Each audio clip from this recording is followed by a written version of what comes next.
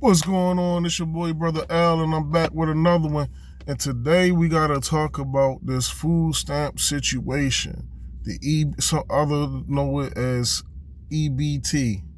All right, food stamps, EBT. We got to talk about that because November 1st is coming up very soon. All right. Now, a lot of these people out here are making videos, going viral, complaining about how they're not getting or could potentially be cut off or greatly reduced in food stamps coming up for the next month because of the government shutdown. Now, it's disappointing because I know the history of these benefits and how they destroy a lot of our communities, whether it be black or white. The fact that it rewarded women for being single and having a man not in the household. So back in those times, now maybe the laws might have changed now, but I know back in those times, back in the 60s, when they first came out, basically if you were married, you were not qualified to get these benefits. If you had a man in the house, you had to combine your income with the man's income, and chances are that would not qualify you for the benefit. You would have too much money. So what the women do, and a lot of the men are guilty for this too, I always say that the baby boomer generation really screwed us up a lot. The baby boomers and the Gen X, but it started with these baby boomers saying, okay, happy wife, happy life. I'm going to say that I don't live in the house, or I'm going to hide. We're going to hide the man in the closet for the home visits so that I can qualify for these food stamps, for this EBT. All right.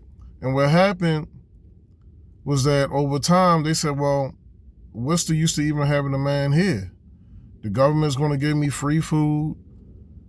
I'm good. I don't need the man in the house if I'm going to get penalized for having a man.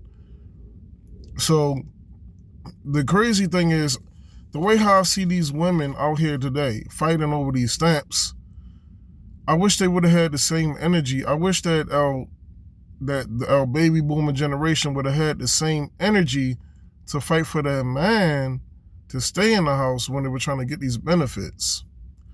All right. But we got hoodwinked. We got bamboozled. We got fooled into thinking that, oh, well, I can get more in life if I get this man out of my life and I have the government that come in and come save me. And the government will now be my man. Uncle Sam is now my husband, speaking as though if I were one of those ladies. All right. So yeah, a lot of women out here crashing out, and there's some guys out there too putting out videos. I saw this one guy saying he not working 20 hours a week. Y'all need to come in and pay for his EBT. Look, I've grown up out of poverty. I've grown up and lived in the projects for a good portion of my life. I've seen how it works. A lot of these people that are getting these stamps, they don't want to work. And where I was at, I was fortunate because my mother said that she was going to put us in the area where people working. All right. So the people that I grew up with, they worked, even though they had stamps. And guess what? They worked themselves up out of being able to have it. They started buying homes. My mother bought a house. People around the way saw that and they started buying homes themselves. You know.